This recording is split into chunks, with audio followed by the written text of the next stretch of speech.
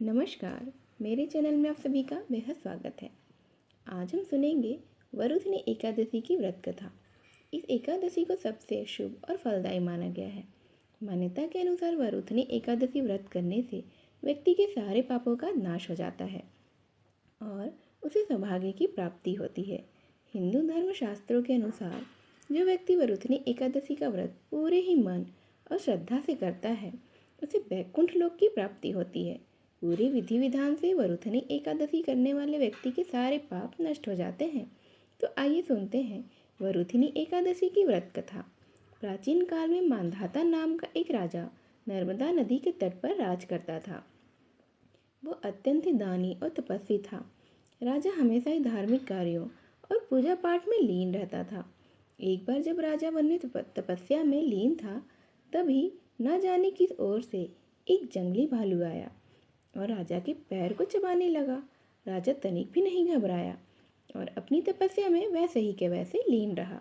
परंतु वो भालू राजा के पैर को चबाते हुए घसीट कर उसे ले जाने लगा।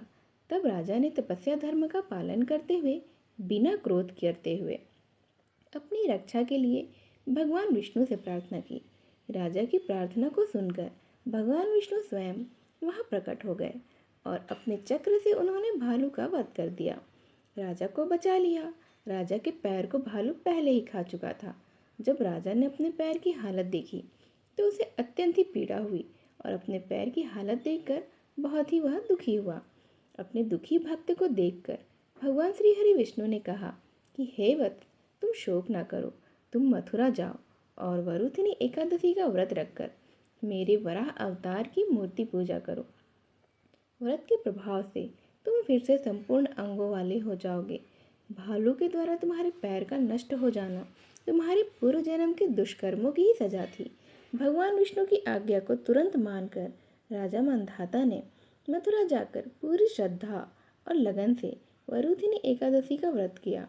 व्रत के प्रभाव से शीघ्र ही राजा पुनः संपूर्ण अंगों वाला और बेहद ही सुंदर हो गया।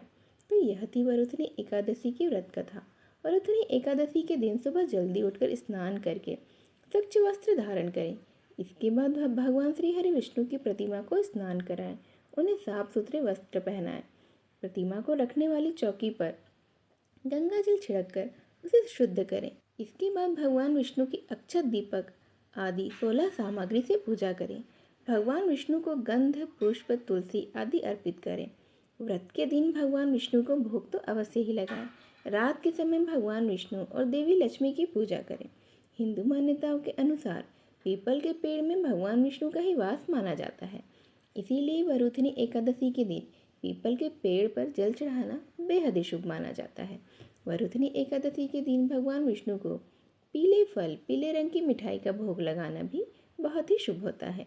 एकादशी के दिन भगवान विष्णु के साथ माँ लक्ष्मी की पूजा करने से घर में सुख, समृद्धि और धन का आगमन होता है। जो भी व्यक्ति वरुथनी एकादशी का व्रत पूरे मन और श्रद्धा से करता है उसे मोक्ष की प्राप्ति होती है। तो यह थी आज की कथा। ये कथा आपको कैसी लगी हमें कमेंट बॉक्स में लिखकर ज़रूर बताइएगा और मेरे चैनल को लाइक और सब्सक्राइब तो ज़रूर कर दीजिएगा।